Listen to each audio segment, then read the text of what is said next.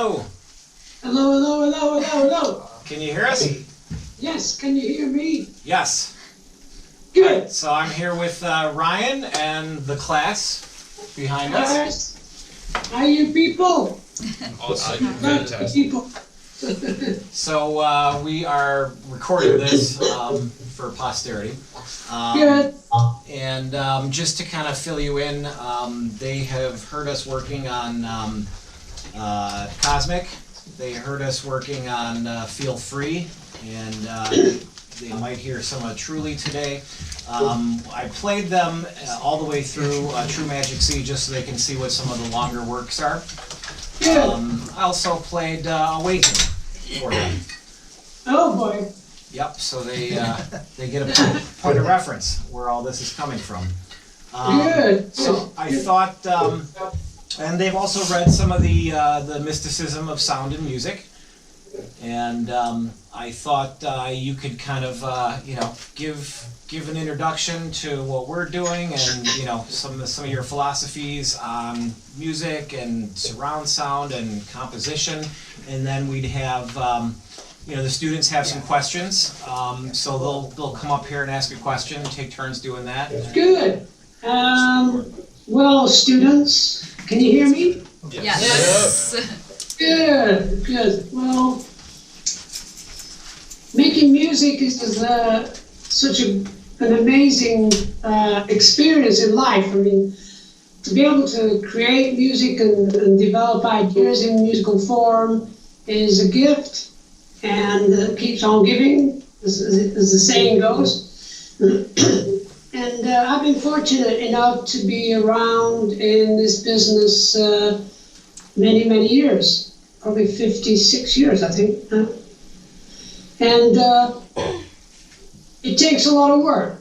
It takes a lot of dedication, and you should take it lightly, because it's part of it makes the world go round. With love and music, all makes the world go round. And Sean sent me a book about 3 months ago. I was on tour, and it's one of those books you read and you can't believe that somebody wrote out really what the soul is all about. And we often talk about the soul, especially when you're growing up. You hear it a lot in church and in religious ceremonies, and the soul is there right within you. And this book explains that it's made up of trillions of little musical events. So in a way, your soul is pure music. And we've all got the same soul energies. They call it Christ energy. There are many different Christ energies around. Buddha, Krishna, Mohammed, Jesus were the four cool guys. Was that it? Mohammed, Jesus, Buddha, Krishna, the four. Yeah. They were the four major risen masters, out of which come all the risen masters and mothers and so on. So music, in a way, is contagious around the world. It's as though you guys could make some music next year, write a song that's a big hit in Brazil, because it touches their soul as well as their brain, of course. So I could go on, but I won't get too deep into that kind of world. But I was thinking of a book you should read. It's called The Future of the Mind by Michio Kaku. Michio, M-I-C-H-O, Kaku, basically as it spells, K-A-K-U, I think, Michio Kaku. Which really explains where we're going with the potential of interaction with each other. We're getting a lot of interaction with each other via video games and VR. There's a whole community of people around the world that play video games together, and that's the start of a worldwide event where we will be able to connect with each other on more linear conscious level rather than half-baked political levels. So that's where we're going, and that's where you are young people. I think within the next 10 years, you can read the book. The first chapter is pretty hard because it's all very mathematics and more to do, the scientific thoughts about what the brain can do and what's possible for the brain to do now. But as you read on, you'll realize they're talking about implanting. So you'd have a little implant, right? I sometimes joke when I'm singing, I have to use a microphone because the implant that I have, the little voice here is not loud enough to reach people out in the audience. So I have to use a microphone. So I think in time, I'll have an implant that's like a tiniest little microphone that's embedded in my throat. And then I can sound very loud if I want to, because I'll have a little machine that makes it very loud. So that's a really good book, as well as the book that Sean sent to me. So you can tell them about the book, The Mysteries of whatever it was. Do you remember what it's called, Sean? The Mysticism of Sound and Music. Yeah, that's one. And once you get into the idea that music is a very powerful instrument and a very powerful way of connecting with people, and it can just be something that you write or something that you record that has that sort of energy. And what happened to me with Yes, when we first started 50 years ago, was we're going into a studio for the first time, and we were just I was mid-20s then, and it was magical in a way to hear our recording through the big speakers, that kind of thing. But within a couple of years, you would feel a sense of incredible energy in the actual studio. And you knew it really wasn't just the musicians. It was something to do with a powerful energy that seemed to surround us. And that's why we started making music that I would start writing lyrics, which were very searching and wanting to know why we're making music and why we are close to the edge of realization. And then eventually, at the end of the 70s, I wrote a song with Steve and the rest of the guys called Awaken, because I felt that we'd spent 10 years getting ready to create a song that really very, very clear. It was very, when you start writing, initially you tend to just write what comes to you or what you hear on the radio, try to copycat, because that's normal. Because I was a copycat to the Beatles and Frank Zappa, the Stones, and all sorts of bands in the 60s.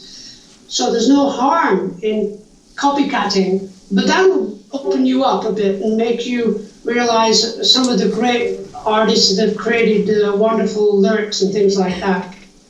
So I think I could go on and on. So any questions, please? Yeah, John, real quick, maybe you can talk about what we're doing here and why surround sound is kind of key to how we thought of this when we first started realizing this is starting to sound cinematic.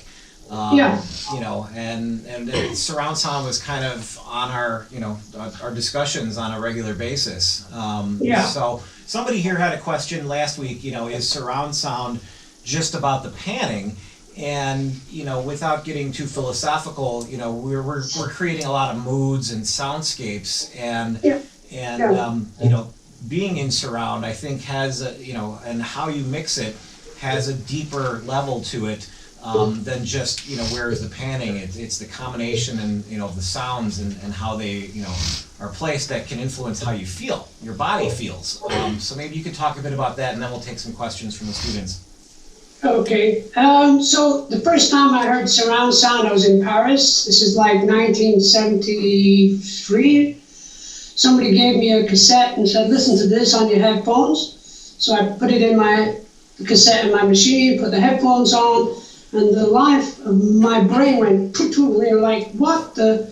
And it was a guy cutting my hair. And the sound of his scissors went right around the back of me. And then he was talking as though he was right behind me. And it was mind-blowing. And from that moment, I got very interested in that. I bought JVC had a binaural headphone system, which was actually pair of headphones on a dummy's head, and inside the microphone, and inside the headphones was a little microphone. So whatever you recorded, it actually gave you a sort of surround sound. And the next time I learned about surround sound was a wonderful musician called Rassan Roland Kirk, who was a great saxophone player, jazz player, and he was blind, and he was walking through Hyde Park in London being filmed, and he was talking about, have you noticed how music and sound actually surround us all the time? And where he was standing, you could hear the cars going by behind him, you could hear the birds singing up in the trees to the right, and he explained, as you can hear, there's a plane going over there, and this is all surround sound. This is the world, we live in a surround sounding world. So at that moment in time, we just started developing stereo, because way up till the beginning, I think it was probably the late 50s, we just had mono. Everything was mono. Then all of a sudden we had stereo. And that's why I felt the need to have a surround sound studio so I can hear all around me. And when we started working on this project, I kept seeing the idea of the hero, Jeremiah. He's going to be walking around Denver Airport, and actually the music should follow him. The music and the sound effects should be something that he's walking into or walking around. So it's a very delicate sort of area as to why you actually think surround sound. Sorry.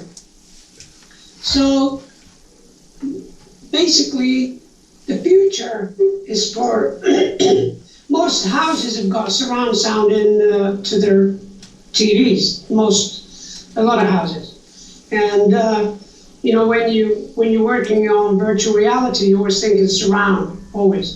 So the idea when we started working on this project, the story hadn't unfolded until about halfway through the project, because I kept saying to Sean that basically we seem to be going along a sort of the potential of doing something a little bit more than the ordinary. And some of the music is very surreal, some of it's very Asian, Oriental sounding, some of the music is classic rock, if you like. And, you know, it's just something that I realized it needed a storyline for my lyric. And that's what I started working on within a couple of years of our working together. So just to define the idea of surround sound, it's going to be as universal as stereo is, basically. At the moment, you know, we musicians have gone through albums made out of plastic, you know, or whatever they were made of, and CDs, little gotten CDs came and changed the fabric of our use of equipment. And now we're just using everything through the internet. You know, you really don't need anything to put in your hands. You know, I'm sending music around the world all the time to friends and people that I'm working with, and I'm MP3ing everything. And I think, well, there's no. My wife just came in with an album that Yes made in '72 because somebody wanted a couple of songs from it, and I said, look at this, it's a CD. I can't believe this, you know. So times are changing. The whole reason I'm saying that, guys, is because is the idea that you will be part of the early, you know, development of the future of sound as a natural event, and implants will be part of that. So read that book. Question time, please. All right, so we're gonna play musical chairs here, and they're gonna come up and ask you questions. Hey there. Hey John, how's it going? Very good, thanks. Hi, my name is Greg Zola. Good. Thanks for Skyping in. It's good to talk to you in person. Good. So my question is, what music do you listen to for inspiration? Because there's a lot of different styles. So are there any specific artists that you listen to? Not so much artists, but these days I'm listening to Rachmaninoff. He's a Russian composer who created piano concertos and symphonies in the early part of last century. And my favorite composer is Sibelius, a Finnish composer. The reason I listen to them more than anything is learning about structure. If you listen to Awaken before, it's a structure. It's a well-organized structure. So it takes you up there and down there and up there and down there. If I want to listen to songwriters, I listen to Paul Simon. I love Ed Sheeran. He's so damn good as a songwriter, and he's a very good talent, obviously. So I actually like a lot of new music. What happens is that music tends to be programmed to be 3.5 minutes long. So what you hear on the radio is 3 to 4 minutes long, because that's when they started making music for pop music, the people that organized it said, basically, let's keep it to 4 minutes because that's the attention span of human beings, you know. If you listen to, as I say, I have Rachmaninoff in my car, the Second Symphony, and the Piano Concerto, and hey, these are 20-minute long pieces, 15-minute long, and they take you through such an incredible high and low and high and low. So don't worry too much about length of time of your music, your creation, or whatever. But I'm like you, I like, I've been listening to a lot of music all my life, and I tend to like, I like actually, if you listen to the great songs of, West Side Story, of course, they're going to do a new version this year coming up, because I know the guy, cinematographer that's working on it, and I think, oh my God, those songs are fantastic, and musicals from the 60s, even Sound of Music, and all these musicals, from any musical point of view, they're so well organized. And Rodgers and Hammerstein did some great musicals in the 60s and the 50s, even the 40s. There were some musicals then. So I tend to have a broad outlook about music. I can, I've actually started listening to jazz. I never used to, for some reason, and jazz is seriously good, So, well, that answers your question. Yeah, thank you very much. Okay. Hello there. Hey. My name is Kern Chapman, and my question, I kind of thought of this right on the spot because it's been on my mind.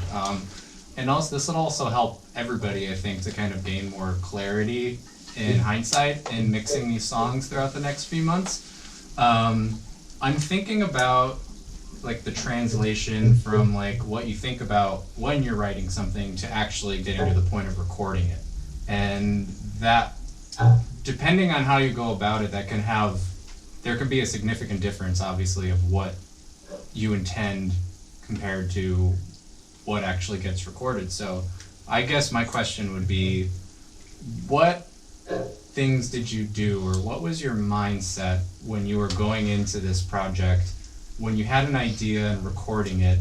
What did you do to make you get to the point where you really felt like you captured what you intended on capturing, if that makes sense?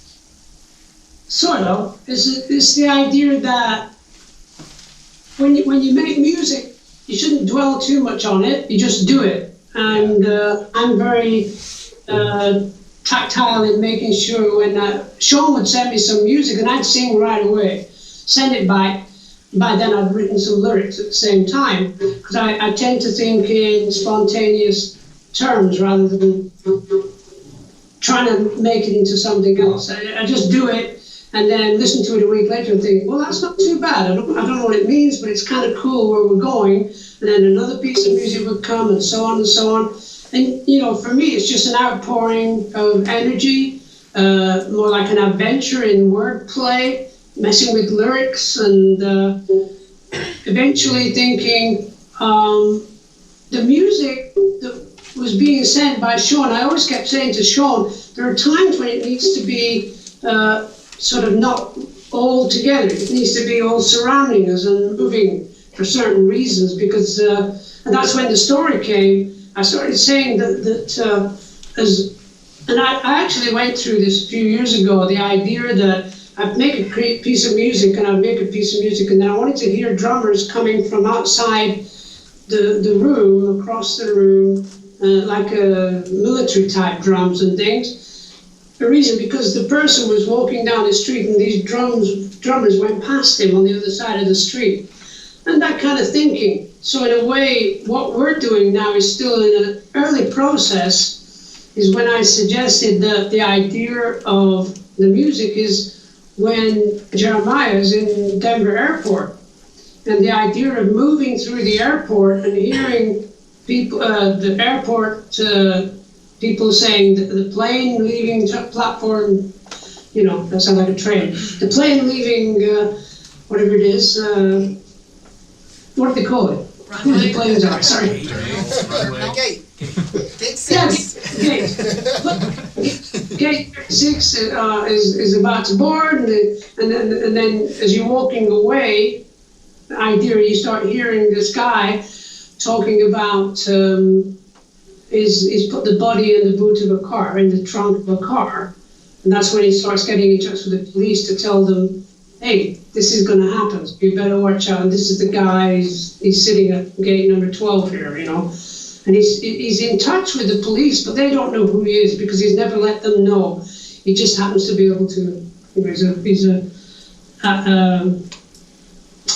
another word that I can't hear, very intelligent young guy. So I don't think that answers your question so much as explains what happens when you make a song, especially the work we're doing. It's taken us more than 5 years up to now, I think. Is that right, Sean? 6. 6 years. Yeah. Well, it takes a long time to come together and make a decision as to why. I think the point was I wanted to understand why we're doing this, because it's a lot of music. We're over an hour of music, and I said to Sean, there's got to be some reason to it. And that's when I came up with the idea of the storyline about the blind kid being left at Denver airport, wandering around, surviving, and becoming a highly evolved being.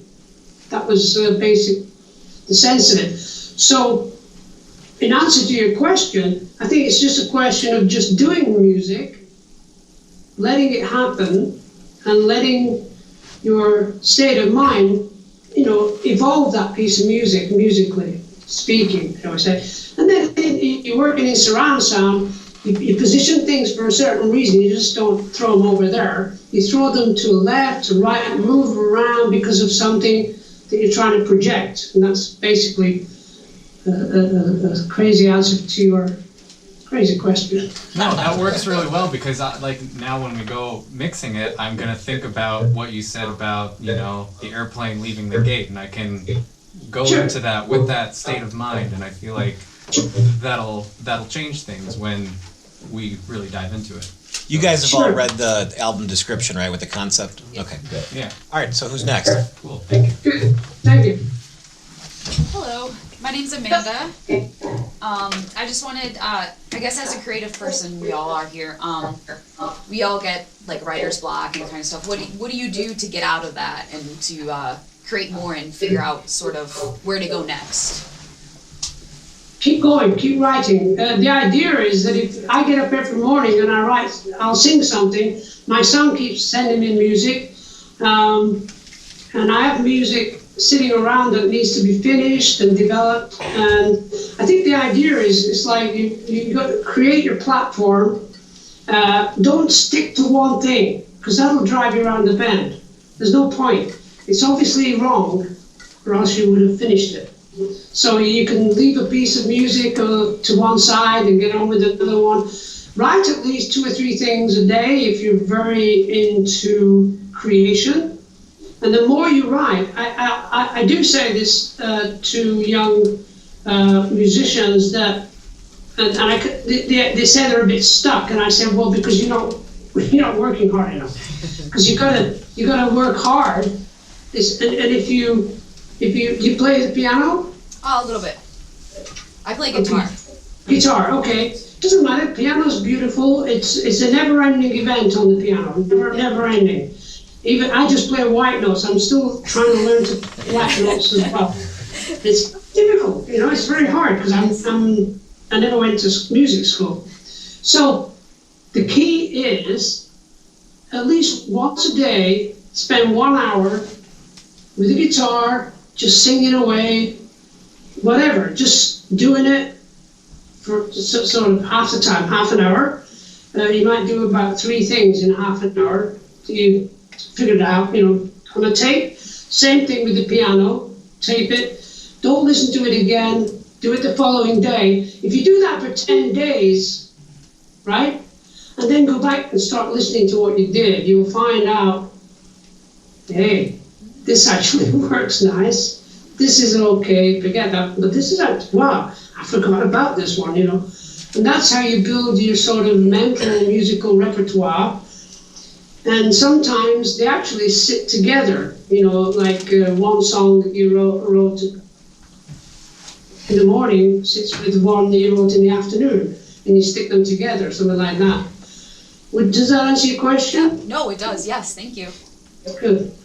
So I did say guys, and I should have said guys and girls. So No worries. thank you. Who's next? Hey, John. How are you? Hey, very good, thanks. Doing all right. Introduce yourself. My name's Greg Levinson. I come from a very non-linear background as a video game sound designer, and I have a question about your kind of mode of composition. And really, it was after last week's listening assignment, listening to the Gates of Delirium, that I noticed that throughout, even though the piece is linear, it's full of multiple sections and themes that I noticed could actually rearrange themselves in time and become non-linear. So my question to you is, did that non-linearity ever kind of conceptualize itself when you were first composing the piece? Okay, interesting piece of music that was. It was a time when I worked with Steve Howe, the guitar player, throughout Fragile and Close to the Edge, and then Topography. And it was overly mentally blowing everybody's mind, me as well, that we were going so far and fast within a space of 3 years into a place that was really uncharted territory. So the next album we were going to make, I actually, and it's hard to believe, but I wrote the whole song on piano very badly, and I learned it over and over again, and I played it on the piano to Chris and Steve and Alan and I forget who was in the band. Such a long time ago. But I had this vision of war, and why do we war? What makes us war? We're tribal. We're very tribal beings. One thing that we should always remember, we are indigenous people. We are all indigenous. People who live in the hierarchy of the political world, and they got no concept that we are indigenous. They talk about indigenous people. Well, we're going to keep them out of America and put them behind the wall. We don't want any indigenous people. The American indigenous people, we're not going to talk about them, because that will freak us all out, because we haven't sorted that problem out, because it is a problem. We Americans have a terrible, terrible problem with the indigenous people of America. The Canadians, God bless them, 3 years ago asked for forgiveness, right? The Australians, 5 years ago, asked and begged and said they created a sorry day. Every year there's a sorry day, and we haven't done that. So why I'm saying the idea of tribal people, they'll go to war because it's all greed, and it's, you know, they'll burn the children's laughter, you know, they'll kill and blow people up because it's all to do with money. Now who projects that is the big business people, because I started thinking about this the other day. Who is the guy that's the head of the company that makes all these bombs? Who is the guy? Does he go play golf with his friends? Or is he actually a weird-looking, weird guy? Weird, who's out of his brain, and he doesn't care, he just wants to make more money upon more money. And greed is the sorry truth of America at the moment. So when I was doing Gates of Delirium, I was trying to get into that place, because I've been so preoccupied before with Close to the Edge, which was about Siddhartha and Journey to the East and understanding of all religions, and same with topographic. It was all about we're all connected, interconnected, and then I thought, no, I've got to jump into that sort of craziness of war. And in the middle of that piece of music, I must have had 48 or maybe more tracks of the band playing, plus I'd actually recorded parts of movies with sword fights and people screaming and all this kind of thing, and I was told to keep it down, because Steve wanted to hear his guitar solo. I said, no, we've got to have some war and blood and guts, because at the end of that, we can go into the enlightening moment of soon the light. And that was the idea at the end, that no matter what we take ourselves through, we will eventually find the truth and the light of the divine. And that's basically the chaos of making that record. Yeah, yeah, it definitely makes sense on the philosophical level for sure. Yeah. Good. Awesome. Great Thanks for question. sharing. Who's next? Pleasure. Hi, my name's Andy Weaver, and I kind of had a question about the inspiration of this project, because you guys have started this years ago, and I know you kind of talked about things being almost a little kind of as they come, and then you talked about creating a concept sort of later along. I was just wondering if there was a central point of inspiration to begin with, and then considering this project has been so long, it's been, you said 6 years, how has that maybe changed or evolved? Interesting. Thank you. I've just finished an album that I started 28 years ago. I have, and it's called 1,000 Hands.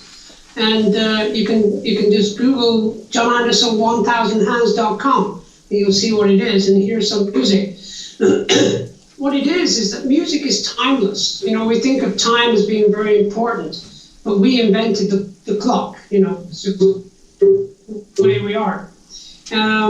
So there was a certain point in time, I was inspired to meet Sean. I felt very, very close to Sean right away. We met in Chicago at an event, the opening of a very modern radio station. And I just said, just send me music, I'll write songs, and we'll finish some ideas. And a year later, life happens that way, that you haven't finished what you started off to do, because you don't really know what you started off to do. You're just making and creating. I think the idea is to create as much as you can, and the inspiration for it will come eventually. It's like, as I said earlier, to me, I wake up in the morning, make breakfast in bed with my wife, and then I go into the studio and start singing as an exercise. And I've been doing it for years. It's just something I enjoy doing. So the idea is the outside influences will come through. It's as though you're surrounded by energies all the time. Your state of mind is always very open to, you'll be watching something on TV and you'll think, oh my gosh, yeah, I was looking for somebody to put into a song, and there it is, thank you, whatever it was, or read a book, which I used to read a lot. But it's as though, I'll tell you one thing. What's your name again, sorry? Andy? Candy? Andy. Andy. That was my nickname at school. Andy. You're actually, you might find this hard to believe, but you are surrounded by a lot of energy forces and a lot of, you make music? I tried. That's okay. I try every day. I'm trying my best, you know. So you're surrounded by musical energies that are actually you. And if you tap into them in an open way, rather than why can I not write a song? Well, you're not supposed to at that moment in time. You're supposed to concentrate on something else, or painting or something else, you know, whatever. But those energies will never leave you. So that melody you keep hearing will actually come in 2 years' time or next week. These energies, these pieces of music, they never leave you. I've got hundreds of them running around my brain every day. And sometimes I'll go to the piano and, that melody, and I remember writing that about 10 years ago. And it's still a lovely melody. I better record it, you know. So never worry about, you know, I don't want to say inspiration. Never worry so much about it, because you've already got it, or else you wouldn't be sitting here. That's it for questions. Good. Thank you for joining us, and we will continue onward here. Okay, have a good time. All right, and we'll talk later. Okay, ciao. Cheers. Bye.